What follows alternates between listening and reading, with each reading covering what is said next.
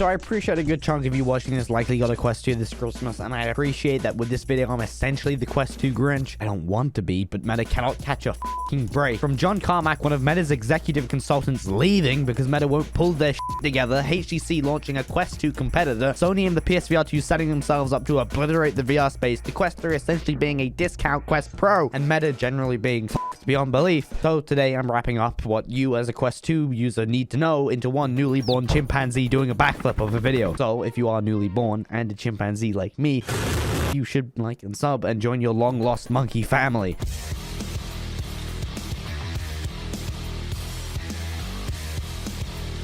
First off, my editor George has once again gotten his cock stuck in the microwave. Yo, what the fuck? So, John Carmack. You've likely seen or heard every VR YouTuber and VR news organization under the sun writing their tweets and uploading their videos like reading out some fucking eulogy at a funeral. I would be surprised if a good chunk of you actually thought this motherfucker literally died. For those of you unaware, this Ronald Weasley with glasses looking ass is the co-creator of Doom and a long-time VR enthusiast who's been an executive consultant for virtual reality at Meta. If you ever watched Facebook/Oculus/Meta Connect, you'll likely be aware of Carmack and his annual big brain techie I'm too dumb to understand talks. He was a key player when it came to the nitty-gritty technical talk pinpointing areas of improvement. Carmack has now recently announced his departure from Meta and further ending his decade in VR. Basically, Meta won't pull their shit together, they're too slow to get anything done, and they have too many employees and have become an overly comfortable corporate investor pandering PowerPoint presentation ass looking ass hell pit. I'm slightly paraphrasing. In his announcement, he explained clearly, by the way, Merry Christmas, check out the lights. Christmas happy, and join my Discord so you can scream at me directly instead of in my comment section like some loser. In his announcement, he explained clearly why he's quitting, highlighting Meta's inefficiency, stating that Meta has a ridiculous amount of people resources, but they constantly self-sabotage and squander effort. He says, "There's no way to sugarcoat this, but I think our organization is operating at half the effectiveness that would make me happy." And to be honest, hearing this after the last year of reporting on the Quest 2 and Meta, as much as I do actually love this thing, it's not exactly surprising. Meta losing Carmack is fucking huge and is a legit serious... I can't finish the sentence, it's too big of a deal. I'm genuinely concerned for the future of the Quest without him, except that I'm not. I'm gonna be honest, I'm just not. I don't fucking care, because the PSVR 2 is coming, and I'm honestly glad to have an alternative to jump ship to, because I've gone pretty fucking sick of Meta and their bullshit. Carmack leaving is very indicative of the current squandered corporate state of Meta. This sort of pathetic behavior has clearly ran throughout the company at a progressively worse rate, shown by some of the delusional fucking decisions made over the last year, leading to Carmack leaving. All of this setting up a flawless entrance for the PSVR 2 and Sony to push VR gaming to its limits.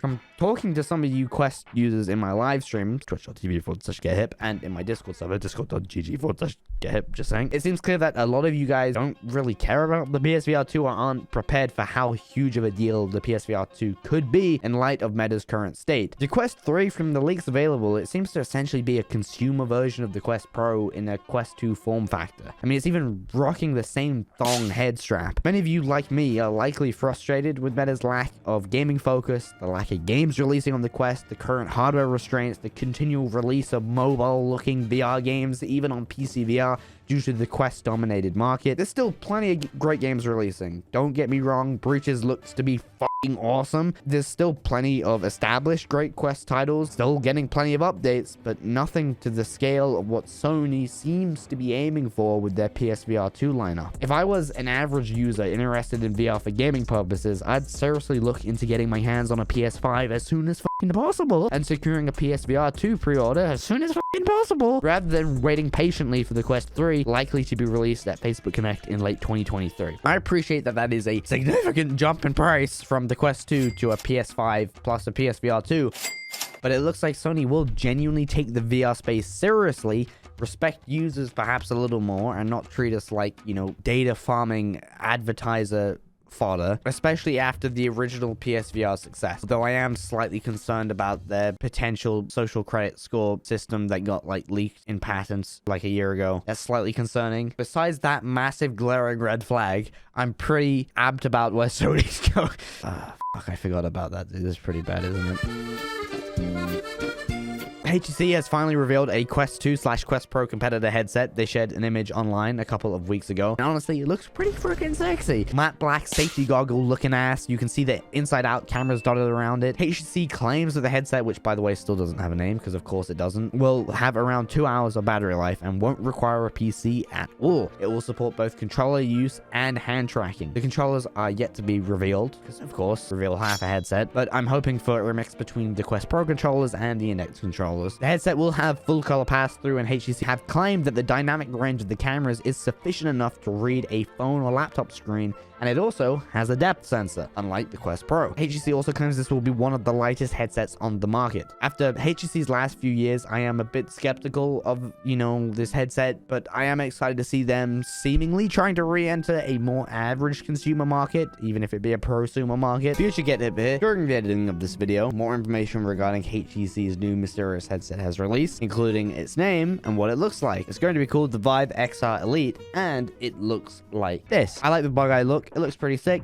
Looks like it has a good head strap, although no top strap, which if you have used the Quest Pro, you will be very, very aware of, is honestly pretty fucking horrendous. But considering this looks to be a pretty small headset, the chances are that this may be able to get away with a non-top head strapless design. Though, most importantly, how much is this? $1,400. $1,400. But bear in mind, before you freak out at that price, it is $100 cheaper than the Quest Pro. So, if you're not interested in the Quest Pro, but you have that money saved, this may be a legitimate option for you. This is what the headset looks from the back. You can see full adjustable strap at the back. This is seemingly where the battery is, judging by this cable and how thick it is. It should have around 2 hours of battery life. It will support track controllers as well as full hand tracking. It won't require a PC or a phone, and it can optionally connect to a gaming PC and stream PSVR games via a cable. Hello again. During the recording of this godforsaken son of a bitch motherfucking video, because clearly HTC has it out against me, more information regarding the Vive XR Elite has released. As you can see, at CES, a bunch of motherfuckers have gotten their hands on it and have been able to test out the thing and probably have a million different fucking videos about all the specs regarding the headset and how it's actually like $1,000. It's like 1.1K and not 1.4K. That was previous information from South Korea or whatever or something. Just go watch someone else's fucking YouTube video. I see London, I see France. Beat Saber got a new song pack update. Sorry, I don't fucking care anymore. Lizzo, Bobby Eyelash, whatever the fuck, who cares, mate? They added Freebird, which is like 9 minutes long. That's pretty cool, I guess. Just stop breaking my fucking custom songs and mods, mate. I'm sick of it, bruv. Every time I open the game, everything's broken. PSVR 2 pre-orders are open to everyone now and are no longer invite only. So if you want to snag one, you can. Go ahead. You should do it. I highly recommend it if you have the cash spare. Although I don't own one yet. I probably shouldn't be giving you financial advice. I'm very excited for the PSVR 2. Stride, by far one of the best games on Quest out right now. You should have already bought it by now. I'm not sponsored by them, just to be clear. Whenever I seem to say anything nice about any VR game or any VR accessory, you all immediately assume I'm sponsored. I think it's because a lot of VR creators in this space like take sponsorship deals for like, every fucking head strap under the moon. But Stride, no affiliation. Very fucking good game. The game is just a childhood Mirror's Edge dream come to life and got a new update that adds full body avatars. Now, with the multiplayer mode, PvP mode, and full body avatars, this is one of the fucking sickest games on Quest right now. Hubris VR is one of the most photo-real looking VR games so far and is out on Steam right now. It will also be coming to PSVR 2. The game looks fucking ridiculous. Too bad it looks boring as fuck.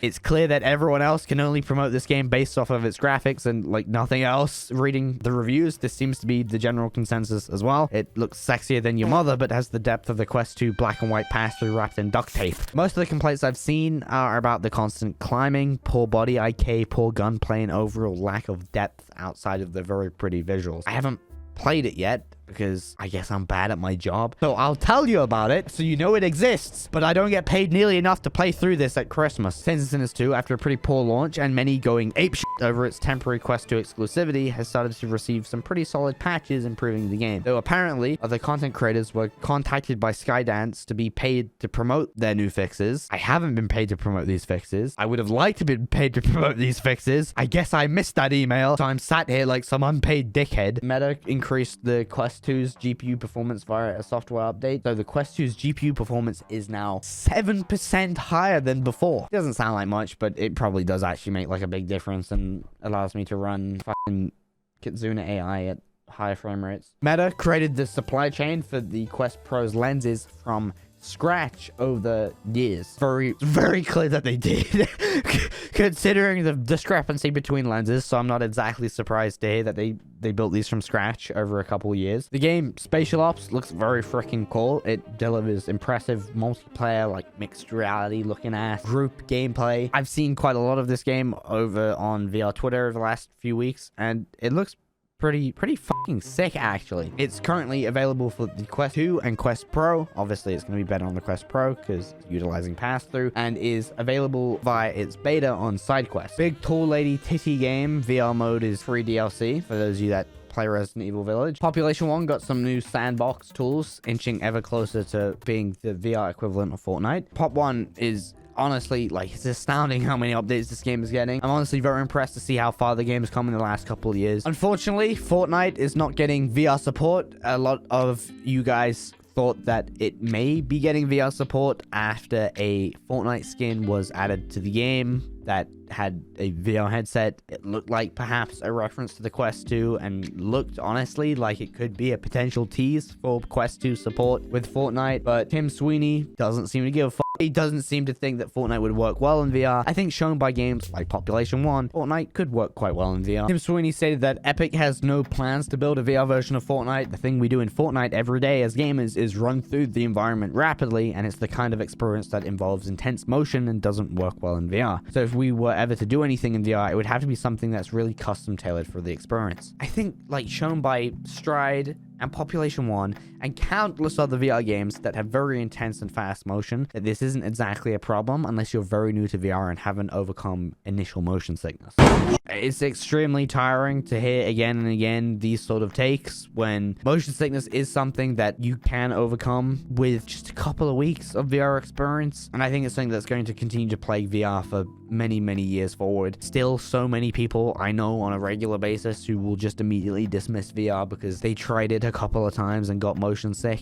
Bruv, the people just don't apply their brains. I just don't get it. Speaking of people not applying their brains, you motherfuckers, many of you got very upset because in my last video I said that Spider-Man No Way Home, in my own very opinion, was dog shit. Get rid of this dog shit movie. Kind of astounding how upset fully grown adults got over this. I think Western society may actually be completely fucked beyond belief. I liked parts of the movie. It was nice to see all three Spider-Men on screen together, and there were some heartfelt moments lived throughout, but I actually liked the art of filmmaking, and this movie has the visual flair of Mark Zuckerberg's hairline. The score was poorly utilized. The cinematography, besides one or two good-looking shots, had the personality of a plank of wood, and as a huge fucking fan of the Raimi movies, they mean a lot to me. 3 movies that I grew up watching were The Incredibles, My Mom and Dad's Wedding Tape on VHS, and Spider-Man motherfucking 2. You'd imagine that I'd be slightly upset after 15 goddamn years finally getting the GOAT Tobey motherfucking Top G Maguire back on screen to reprise his role that they couldn't even get his fucking mask remotely close to the look in the Raimi movies. I mean, look at this. How does this look like this? I can't take this disrespect. How can you do this to the GOAT? This scene was nice though. The CGI throughout was also incredibly fucky. I mean, what the fuck is this, bro? Play-Doh looking ass, Roblox looking ass. The disrespect, my friend. If you can ignore the movie's glaring laziness, rushed production, and disgraceful fucking filmmaking because of some funny moments and a couple of genuinely well-written scenes, you either watch movies passively as base-level entertainment, are a child, or are a clown. Fuck you.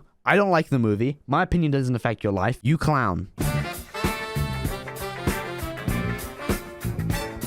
If you at least appreciate my honesty, even if you don't agree with my take, perhaps a like and sub, and check out my Instagram and Twitter, link in the description down below. Anyway, I'm gonna go set up a nuclear bunker and hide in that for a few months to protect myself against the onslaught of newly born toddlers that like Spider-Man No Way Home. Bye bye. I'll see you guys in the next video if I'm not assassinated by then.